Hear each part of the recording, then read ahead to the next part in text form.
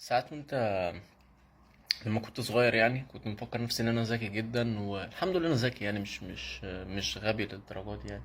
بس كنت مفكر نفسي مثلا ان انا اخلص مثلا دراسة واخلص ثانوية عامة وكده، وهطلع بقى اكسر الدنيا وهفتح مشاريع وهعمل الافات الدولارات في الشهر وهسافر العالم وكده، وهكون مثلا عقبال ما اوصل لل25 هكون انا حققت كل اللي انا عايزه في حياتي. انا داخل على 27 سنة ما عملتش اي حاجة في حياتي، فعادي مش مشكلة. آه فدايما يعني هي انا عايز اقول لك نصيحة يعني. ما تخليش التوقعات تسرح بيك قوي، يعني ما تطلعش بالسقف التوقعات بتاعتك للاخر قوي، عشان هتتفاجئ بالواقع. وخليك واقعي. يعني انا لو كنت مفكر نفسي ان انا يعني مش عايش بقى الحياة العادية دي، اللي هو اشتغل في شغلانة من 9 ل5. انا نفسي اشتغل شغلانة 9 ل5، يعني انا ببات بالاسبوع ساعات بره في الشغل يعني. شغل متواصل بيبقى 24 ساعة، 18 ساعة، 36 ساعة، 48 ساعة.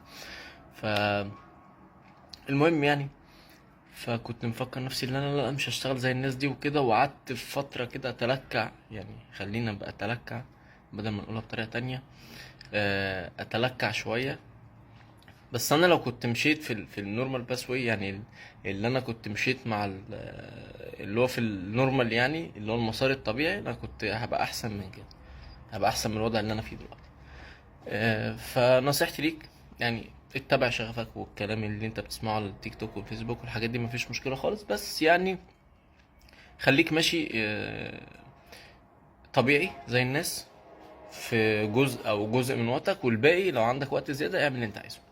بس ما تسيبش حاجة عشان حاجة، يعني ما تسيبش مثلا شغلك الأساسي اللي هو بيجيب لك فلوس، وتقول أنا هروح مثلا هتبع بقى شغفي ومش عارف هصور وأعمل، أو هروح أتطوع مش عارف فين، وأنت أصلا ما بتجيبش فلوس. يعني أنت المفروض تجيب فلوس الأول تقدر تعيش نفسك، تاكل وتشرب، وبعد كده لو في زيادة مش مشكلة، يعني تبقى يعني مش مشكلة، إيه لو في زيادة تبقى يعني كتر خيرك، تحوشهم وتعمل اللي أنت عايزه. غير كده يبقى ده عبث، واللي أنا عملته في حياتي ده عبث.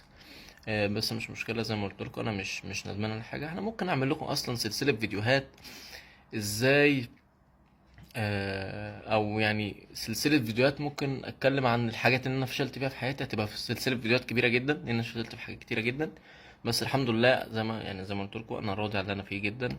آه، بس يعني احيانا كده بتبقى، يعني انت لازم تمشي مع الناس يعني.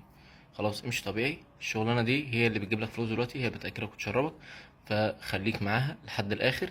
وفي الوقت اللي انت فاضي فيه اعمل اللي انت عايزه، بس ما تسيبش حاجه اساسيه بتجيب لك فلوس وتروح تدور على حاجات ترفيه ومش عارف ايه، لان ما عادش في وقت للترفيه اصلا. يعني انا كل مره بقول نفسي اعمل فيديوهات. انا عرقان عشان كنت بلعب رياضه شويه مع نفسي. المهم كل مره كنت بقول مثلا عايز اعمل فيديوهات ومش عارف ايه، فاسيب شغلي واروح اصور فيديوهات وارجع تاني وارجع احاول ادور على شغل تاني. وده كانت فكره غلط خالص. انا لو كنت كملت في شغل معين مثلا من اول ما اتخرجت او من قبل ما اتخرج، زي ما قلت لكم كنت زماني في حته تانية. فجربت حاجات كتيره جدا، فشلت في حاجات كتيره جدا. زي ما قلت لكم انا ممكن اعمل فيديوهات عن سلسله مراحل الفشل في حياتي، تبقى سلسله تبقى ناجحه جدا على فكره. و اللهم صل على النبي، ده ابن اخويا اللي بيجعر ده. بس فيعني خليك ماشي طبيعي زي الناس، وما تحاولش اللي انت تحط اكسبكتيشن لنفسك عالية جدا يعني. ما تعلاش او بسقف التوقعات، خليك طبيعي واطلع واحدة واحدة. ما تسيبش حاجة عشان حاجة. زي ما قلت لك ان انا بقول لك انا نفسي اعمل فيديوهات وارجع زي الاول، بس يعني انا ساعات بعمل فيديوهات اهو زي دلوقتي كده، بس ما عنديش القابلية ولا النفس. يعني انا كنت زمان باجي مثلا عشان اعمل فيديو اقعد اخطط له يومين ثلاثة، واقول هصور كذا واروح المكان الفلاني واعمل الحاجة الفلانية، واسافر مثلا القاهرة والاسماعيلية وبورسعيد واصور فيديوهات هنا في اسكندرية وما انامش يوميها.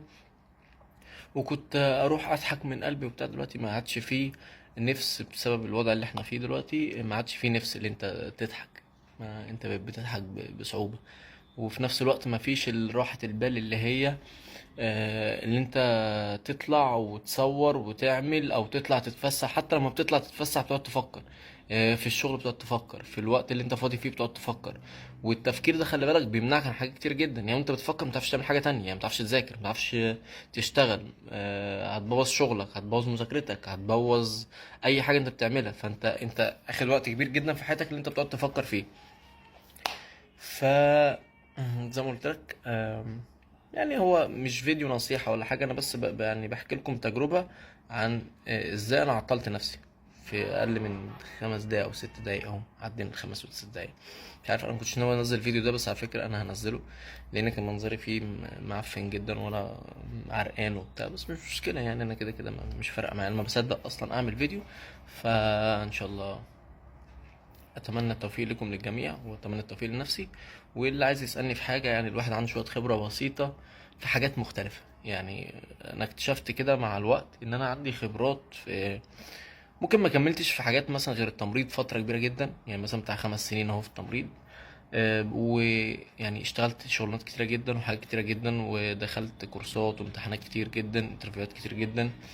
فدي اثرت في شخصيه الواحد. ف طبعا الحمد لله الواحد يعني فخور بنفسه، يعني في ستيل كل الفشل اللي هو فيه، بس فخور بنفسي جدا ان انا احسن من ناس كتير جدا الحمد لله. وانا ما بقارنش نفسي بحد. دايما ما بقارنش نفسك بحد، لان كنت الاول اول ما اولا لما كنت صغير شويه، يعني كنت بحاول اقارن نفسي بناس، واحاول اتخيل نفسي ان انا عايش حياه ناس، فده غلط جدا. لا، خليك نفسك، خليك واقعي، ما تحاولش تقلد حد. خلي الناس هي اللي تقلدك. شكرا.